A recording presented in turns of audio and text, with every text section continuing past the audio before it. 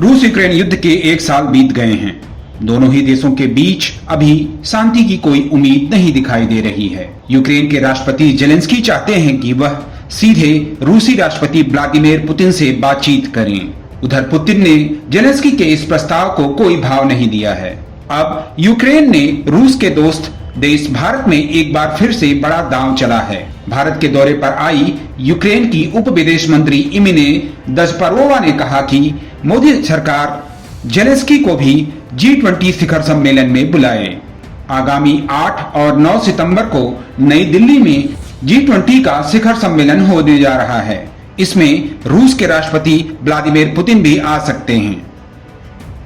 Ukraine के इस दांव से भारत की मुश्किलें बढ़ गई हैं। यूक्रेनी मंत्री चाहती हैं कि भारत ठीक उसी तरीके से जेलेंस्की को न्योता दे जिस तरीके से इंडोनेशिया ने बाली में आयोजित पिछले G20 शिखर सम्मेलन में यूक्रेनी राष्ट्रपति को बुलाया था। भारत ने अभी तक यूक्रेन की इस मांग पर कोई आश्वासन नहीं दिया है। भारत नहीं चाहता है कि G20 शिखर सम्मेलन और उसके अध्यक्षता पर यूक्रेन युद्ध का साया पड़े।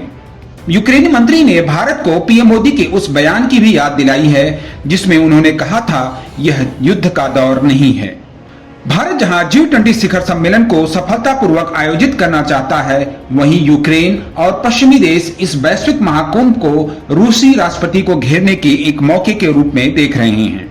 यूक्रेन चाहता है कि भारत इस युद्ध को रोकने के लिए प्रयास करे। यूक्रेनी उप विदेश मंत्री ने यह भी कहा कि भारतीय पीएम मोदी को यूक्रेन आने का न्योता दिया गया है। इससे पहले भारत में ही पिछले दिनों G20 देशों के विदेश मंत्रियों की बैठक में भी यूक्रेन समर्थक पश्चिमी देश और रूस चीन खुलकर एक दूसरे के सामने आ गए थे। इसकी वजह से विदेश मंत्रियों की बैठक के बाद कोई भी G20 का संयुक्त बयान नहीं जारी हो सका था।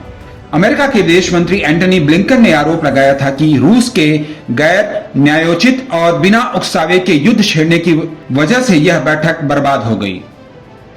वहीं रूस के विदेश मंत्री सर्गेई लावरोव ने आरोप लगाया था कि पश्चिमी देश ब्लैकमेल कर रहे हैं और रूस को धमका रहे थे।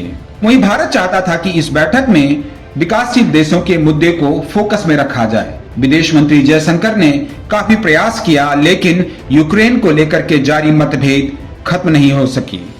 इस बैठक के बाद जयशंकर ने कहा था, हमने प्रयास किया लेकिन दोनों ही तरफ के देशों के बीच खाई बहुत ज्यादा थी। अगर जेलेंस्की और पुतिन दोनों ही G20 शिखर सम्मेलन में शामिल होते हैं तो यह वैश्विक सम्मेलन जुबानी जंग के अखाड़े में बदल सकता है। नई दिल्ली में दोनों नेताओं के आमने सामने आने से तनाव और बढ़ सकता है। इन सब के बीच भारत फंस सकता है, जिसके पश्चिमी देशों और रूस दोनों के साथ ही बहुत करीबी संबंध हैं। भारत और रूस के बीच व्यापार अपने चरम पर है और पश्चिमी देश इसे कम करने के लिए दबाव डाल रहे हैं। G20 के अध्यक्ष और मेजबान देश भारत के लिए इधर कुआं उधर खाई जैसी स्थिति हो गई है। ऐसे में किसी एक का पक्ष लेना मोदी सरकार के लिए संभव नहीं होगा।